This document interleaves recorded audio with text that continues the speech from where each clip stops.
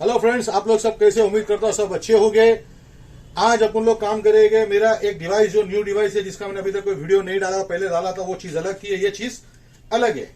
इसके अंदर काफी मैंने अपडेट कर दिया। और ये मशीन अब अगर कोई लेता है छोटा, जिसका बजट कम है, वो अगर आगे चल के अगर चाहता है कि भाई मैं इसको अपग्रेड करूं, तो वो अपग्रेड भी कर सकता है। इसके अंदर अपन पहले काम करके दिखाएंगे क्या काम करता है ये। अभी अपन लोग ये काम कर रहे हैं। ये i10 जो ओल्ड वाला आता है, एपीएस PA वाला, IG वाला, ये एपीएस के अंदर हमारे को जब क्या होता है कि कस्टमर को जब गाड़ी के अंदर अगर प्रॉब्लम आता है तो उसको चेक करने के लिए उसको तकलीफ होती है कि भाई प्रॉब्लम है किधर, और उसको जब तक स्कैनिंग नहीं करेगा तो हमारे को मालूम नहीं पड़ता है। तो ये मशीन के ऊपर आप अभी इसको स्कैनिंग भी कर सकते हैं। और जैसे हमारे को मीटर के अंदर ईपीएस का लाइट बताता है, शो करता है, और लाइट आती है और चली जाती, तो मतलब EPS okay, power steering first class काम करता है। मगर ईपीएस की लाइट लग जाती है तो ये हमको कंफर्म हो जाता है या हमारी वायरिंग का तो फॉल्ट नहीं, मतलब जिसको बोलूंगा या तो टॉर्क सेंसर वायरिंग का हो सकता है। ज्यादा 90% प्रॉब्लम आता है ईपीएस के अंदर। ये देख लीजिए, ये सीधा सीधा काम करके अपन लोग दिखा देंगे। ये ऑन करेंगे, मीटर में जो लाइट आती है ईपीएस की आई और चली गई। अगर ये लाइट रुक गई तो इसका मतलब हमारा ईपीएस खराब है। और ये हमने कर दिया लेफ्ट, और ये हमने कर दिया ये राइट, ये लेफ्ट और ये राइट। अब ये हमने हमारा स्कैनर जुड़ा हुआ है, और ये हमारा स्कैनर अभी ये इधर लगा हुआ है। अभी हम लोग जाएंगे हुंडई के अंदर, जो पॉसिबिलिटी हम लोगों ने कर दिया इसके अंदर एक काम करवा के, जिससे ये ईपीएस अभी तुम्हारा स्कैनिंग भी हो जाएगा विदाउट ईसीएम। ये सबसे बड़ी बात है, गाड़ी के अंदर ईसीएम निकालो, स्कैन नहीं होगी आपकी, कोई भी गाड़ी स्कैन नहीं होती है। ये कम्युनिकेशन कर रहा है हुंडई के अंदर। 16 पिन में चले जाएंगे, मैनुअल सिलेक्ट में जाएंगे, जनरल में जाएंगे। ये i10 का ले लिए, PA वाला जो होता है, यह आता है 9-10 की गाड़ियों के अंदर, ये कोई भी ले लो। ये सिस्टम सिलेक्शन में जाएंगे और ये इलेक्ट्रॉनिक पावर स्टीयरिंग के अंदर हम चले गए। इसमें जो भी फॉल्ट कोड होता है, ये हमारे को जैसा मॉडल का इन्फॉर्मेशन भी लेंगे, ये हमको मॉडल का इन्फॉर्मेशन भी दे देगा, जो कि उसका पार्ट नंबर रहेगा वहां पर, वो यहां पर सामने हमारे को दिखा देगा। जैसा यहां पर दिखा 0x69 का जो तुम्हारे को दिखाने करेगा, वो भी तुम्हारे को दिखा दिया। और ये तुम्हारा ओके कर दिए हम लोगों ने, और इसको रीड फॉल्ट कोड में चले गए। ये हमारे को प्रेजेंट में बता रहा है, जिसको हम अभी इरेज करते हैं। ये क्लियर फॉल्ट कोड करेंगे हम लोग। ये कंप्लीट हो गया तुम्हारा। इसके बाद में डेटा स्ट्रीम में जाते हैं। डेटा स्ट्रीम के अंदर हम जाने के बाद में सिलेक्ट ये सारे कर लेते हैं, और हमने इसको ओके किया। अब ये हमारे को इंजन स्पीड भी दिखा दिया, मोटर का भी दिखा दिया, टॉर्क सेंसर का भी दिखा दिया, सप्लाई वोल्टेज 12 भी दिखा दिया। ये 12, अगर 12 से नीचे आएगा तो आपको ईपीएस का काम करने में परेशानी होगी। अब ये देखिए, हम लोग ये सीधा सीधा जब इससे काम करते हैं, जब ये हम लोग समझो ये टॉर्क सेंसर को हम लोग हमारा घुमाते हैं, तो ये इसके रेशियो भी चेंज करना शुरू कर देता है। वो मोटर देखो हमारी चल रही है, यहाँ पर रेशियो करना ये शुरू कर दिया। इसके देखो करंट वोल्टेज जो मोटर का रहेगा, यहाँ पर सब दिखाना शुरू कर देंगे। एम्प दिखाना शुरू कर दिया, बिट्स दिखाना चालू कर, ये वोल्टेज दिखाना चालू कर दिया हमारा।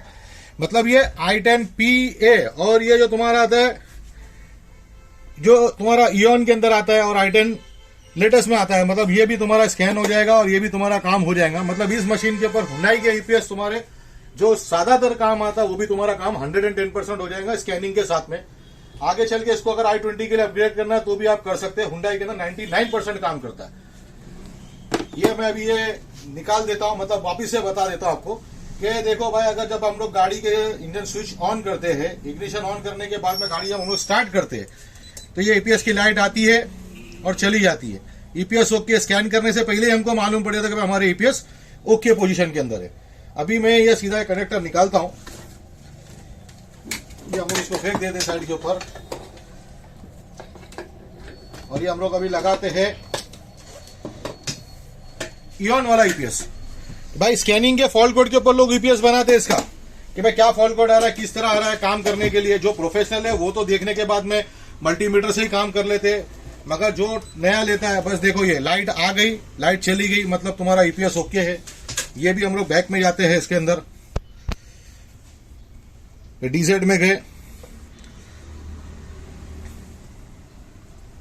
एशिया में चले जाएंगे। ये हमको लेना है हुंडई, वीडियो थोड़ी लंबी जरूर बनेगी मगर काम पूरा करके दिखाऊं आज, नो कट शट।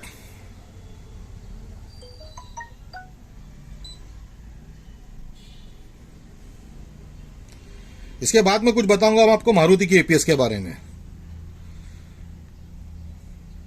16 पिन में ले लेंगे, मैनुअल सिलेक्शन, जनरल,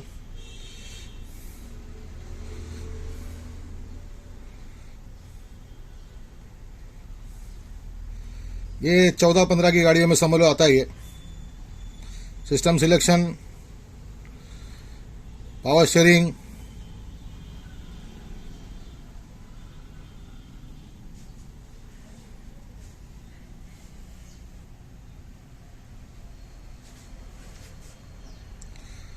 बैक में जाएंगे, दूसरा मॉडल लेंगे,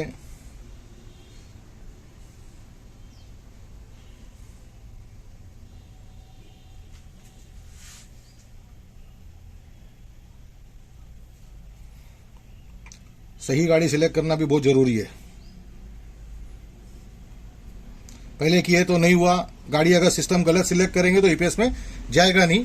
ये मेरा वीडियो के अंदर बराबर आप देख लेना।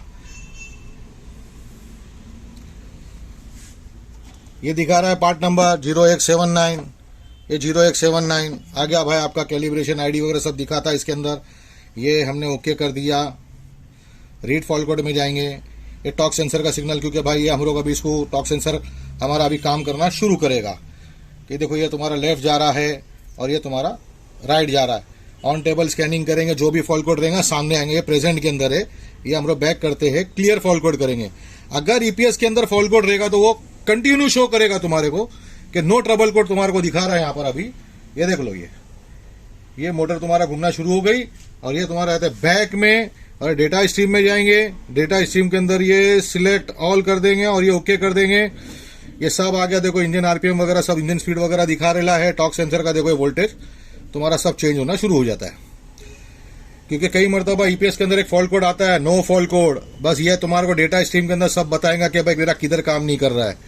ये हो गया तुम्हारा भाई हुंडई के अंदर तुम्हारा इओन i10 का स्कैनिंग का। जो छोटे बजट में काम करते हैं ये उनके लिए मशीन मैंने स्पेशली डिजाइन करके बनवाया हो। अभी हम लोग काम करते हैं सीधा सीधा मारुति के ऊपर। ये मैं थोड़ा सा चीजें हटा देता हूं। अभी हम लोग काम करते हैं, ये तुम्हारा हो गया शिफ्ट का।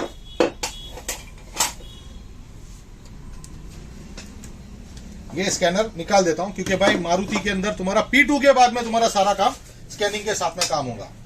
ये तुम्हारा हो गया ये स्विफ्ट N2 जो SX4 रीड्स, इन गाड़ियों में हमारा ईपीएस आता है। ये उसके अंदर तुम्हारा काम करके ये तुम्हारा दिखा देगा, ऑन टेबल के ऊपर तुम्हारा काम करके ये दिखा देगा आपको।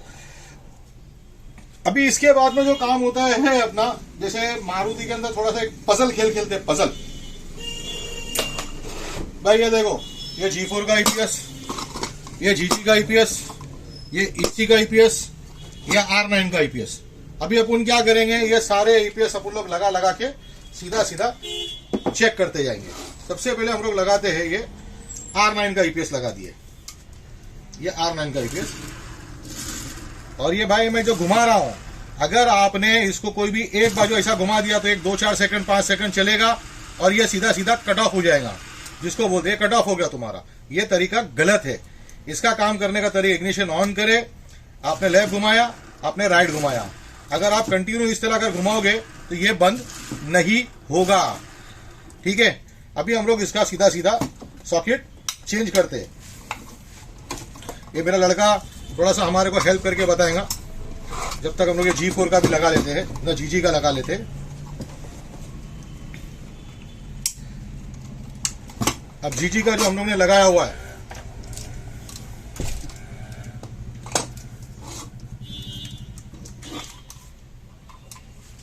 ये हो रहा है कट।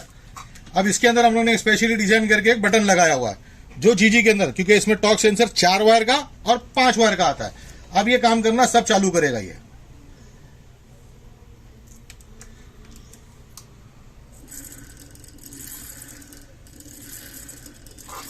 देख रहे मेरे भाई, 2 वायर लेने की जरूरत नहीं है। जिन्होंने पहले लिया हुआ है मशीन उनको तरीका बता दूंगा, वो वहां पर अपने जगह पे बैठ के काम कर लेंगे, तो उनका जीजी का ईपीएस भी काम करना शुरू कर देगा, सारा ईपीएस काम हो जाएगा, आपको कोई एक्स्ट्रा वायर लेने की जरूरत नहीं।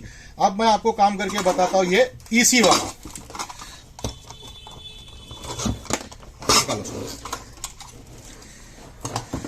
इसके बाद में आप G4 लगा देना। ये मेरा लड़का है अनिकेत, जो थोड़ा प्रोफेशनल हो गया है काम करने के लिए, हमारी हेल्प करता है। अब ये हम लोग काम कर रहे हैं ईसी। ये रहा ईसी का ईपीएस।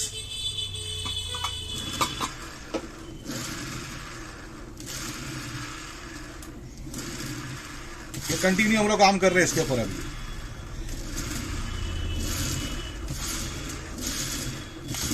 ओके मेरे भाई, अब हम लोग काम करेंगे G4 का ईपीएस, जो कि जूनियर मॉडल का आता है।